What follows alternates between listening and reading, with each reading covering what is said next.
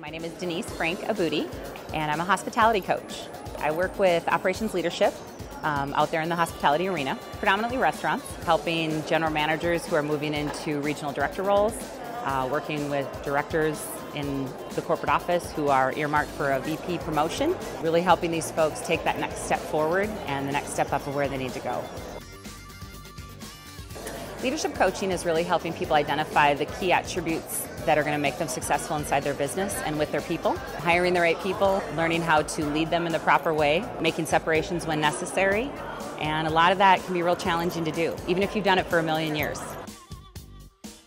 The difference between coaching and training is really more about giving the group the opportunity to reflect and find the path, whereas training is more about direct delivery of information. I have a skill, I have an expertise, and I'm going to teach you and train you how to do it, whereas a coach, it's really my responsibility to help you uncover those key attributes in yourself and find ways to help them flourish and help them come across in your professional life and where you want to go. To be very clear about what you want to work with, trust the chemistry. If you like working with me as an introduction conversation, you're probably going to like me as a coach. If you get that, ooh, I'm not so sure, trust your gut. I have the ability to work with people from the front line straight up through the executive level. Not everybody has that, that ability to do that, and that's really something that as someone hiring that position, you really need to be able to look for. Say if you need somebody to be in position and ready to go in 2 years, and suddenly your timeline's jumped up. Your return on investment is going to be, can I get this person to really key into their job and deliver the key performance things that I need them to deliver within 6 months? So for example, setting 1 to 2 objectives at the very beginning, determining which of those components are most key and critical, and then checkpoints along the way.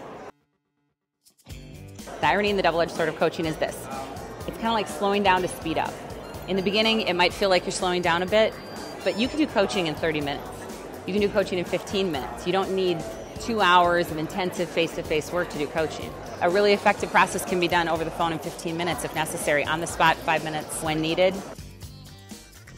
Typically in the beginning of the relationship, we set up what their goals and what their objectives are and really where they want to go. And then what we do along the way is we do checkpoints. Where are you at today? What are you trying to accomplish? How can I support you? And give the client really the opportunity to guide and direct that.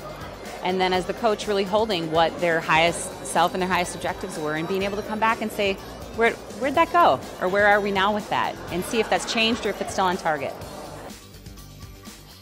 I worked with a well-known hospitality chain, and one of the things that they had to do is they had to make some really significant cuts in their budget.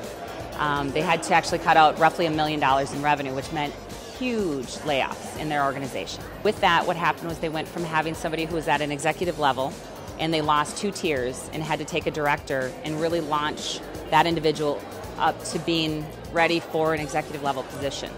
And we spent a year, and we worked week by week.